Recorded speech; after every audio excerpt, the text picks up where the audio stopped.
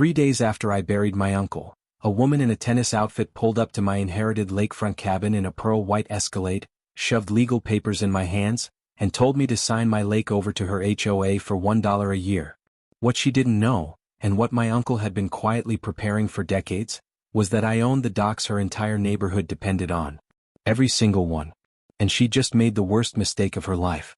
6 months before any of this, I was Marcus Trenton, 45, a divorced electrician from Detroit living in a studio apartment that smelled like instant ramen.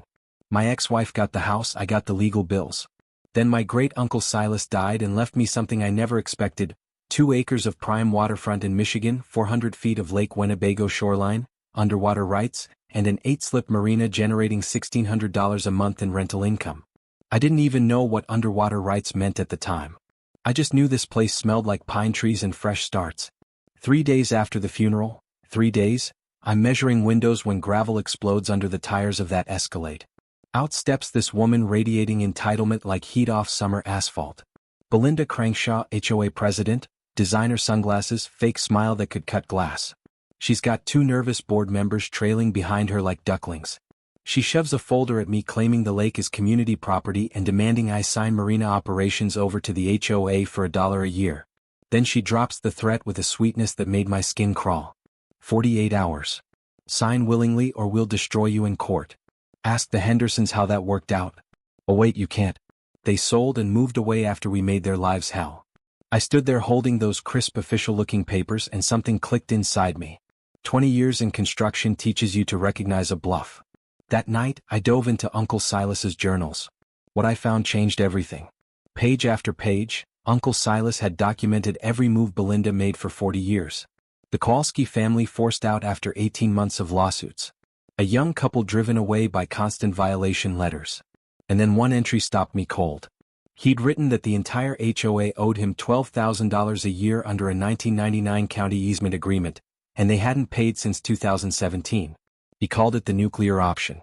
Another entry revealed the marina sat entirely on his underwater property. Every dock post, every chain, every cleat, his by deed. He'd written, "Let the vultures come. The next owner will have everything they need." I sat back in his creaky chair with bitter coffee going cold in my hands and realized this wasn't just a property dispute. This was a predator who'd been systematically terrorizing families for years, and she just picked the wrong target. The next morning Belinda brought the county with her. Inspection truck, sheriff's deputy, the whole circus rolling up my driveway. But the county inspector, Dave Morrison, pulled me aside and whispered something that made my stomach turn. She'd been filing complaints about my property for 3 weeks before I even moved in. I'd only inherited the place 4 weeks ago. Dave examined everything and found 0 violations. Uncle Silas had maintained this place meticulously. Then Dave leaned in and said quietly that he'd seen this exact pattern before: constant harassment, frivolous complaints, then suddenly the property sells dirt cheap. Both times the same buyer through shell companies. The pieces were clicking together fast. That evening I filed my own complaints: trespassing, unauthorized commercial use, and back rent demands. Because for 15 years the HOA had been charging residents $200 a month for slips on my lake bottom. Never paid a dime. That's $144,000 in unpaid fees. Then the allies started showing up. Tom and Betty Henderson knocked on my door carrying chocolate chip cookies and a thick folder of every violation notice Belinda had sent them. 17 in 6 months. Grass too long measured with a ruler. Mailbox the wrong color. Trash cans visible from the street for 37 minutes. Cost them $31,000 in legal fees before they gave up and sold. But Betty told me something that changed the entire scope of this fight. 3 other families got the same treatment. All sold for 60 to 70% of market value. All to the same shell company. My maritime attorney Patricia Wong confirmed it. Belinda Crankshaw, through shell companies, had systematically acquired 4 lakefront properties using identical harassment campaigns. Her husband Dale owned the local bank holding mortgages on 23 of the 47 HOA homes. And here's the kicker. The HOA had been charging residents $250 a month for marina maintenance while only paying Uncle Silas $250 per household per month for 15 years.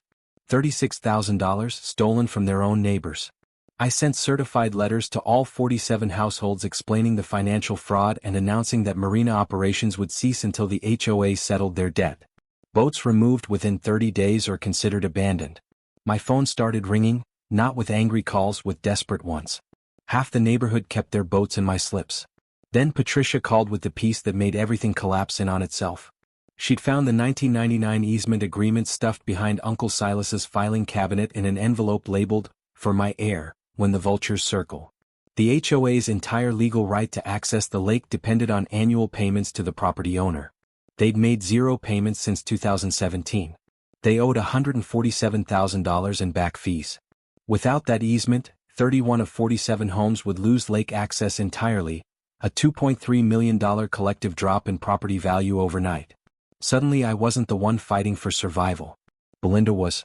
What followed was a criminal masterclass in desperation. Fake environmental protesters hired from a temp agency, half admitted on camera they were paid $50 and had no idea what they were protesting. A forged marina lease filed with the county, claiming I'd signed over lake rights for $1 a year. Laughably bad fake signature, didn't even get the capital letters right. A $5,000 campaign donation from HOA community funds to a judge's campaign. The same day motions were filed challenging the easement. She was collecting federal felonies like they were free samples. FBI Special Agent Lisa Bennett called me that Friday. Financial Crimes Division. Turns out Belinda's operation crossed state lines. Similar schemes in Ohio and Indiana. They'd been watching. They were ready to move. She asked me to attend Saturday's HOA meeting as planned and act normal while they executed warrants. Saturday morning the community center was packed. All 47 households, media, and what looked like half the county sheriff's department in unmarked cars. Belinda sat at the head table in a navy blazer, fake smile stretched so tight it looked painful. The meeting started normally, budgets, landscaping. Then Rebecca Marsh, the elementary school teacher who lived 3 houses down, stood up and asked about the $147,000 in unpaid easement fees. The room went dead silent. More neighbors stood up. One by one, families who'd been too scared to speak were speaking. And then Agent Bennett walked through the back door, badge gleaming under the fluorescent lights. "Belinda Crankshaw, you're under arrest for racketeering, mail fraud, wire fraud, document forgery, bribery of public officials, and conspiracy to commit real estate fraud." The handcuffs clicked and the room erupted. Dale was grabbed at the side exit. Channel 8 was broadcasting live. It was over. 6 months later, I'm standing on that same dock watching 300 people celebrate the first annual Lake Freedom Festival. Belinda got 18 months federal prison after pleading guilty to 14 counts. Dale lost his banking license and got 2 years. The FBI seized $340,000 in fraudulent proceeds, plus their house, cars, and boat. The new HOA board slashed dues by 45% through transparent budgeting. Property values jumped 18% once buyers heard about honest management. The Silas Trenton Lake Conservation Initiative won a $25,000 state grant. And Emma Crankshaw, Belinda's 10-year-old daughter who'd stayed behind with her grandmother, became the first recipient of a scholarship named after my uncle, learning to sail on water her parents had tried to steal. The Michigan legislature passed new laws. Ohio, Wisconsin, and Indiana followed. Uncle Silas's quiet 40-year resistance became a national movement. He didn't just leave me a lake. He left me a blueprint for what one ordinary person can do when they refuse to be pushed out.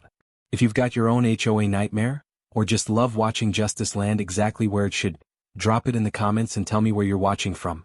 Subscribe if you want more stories of ordinary people winning fights they never should have had to fight. Because sometimes the documentation, the patience, and doing things right, it actually wins. See you next time.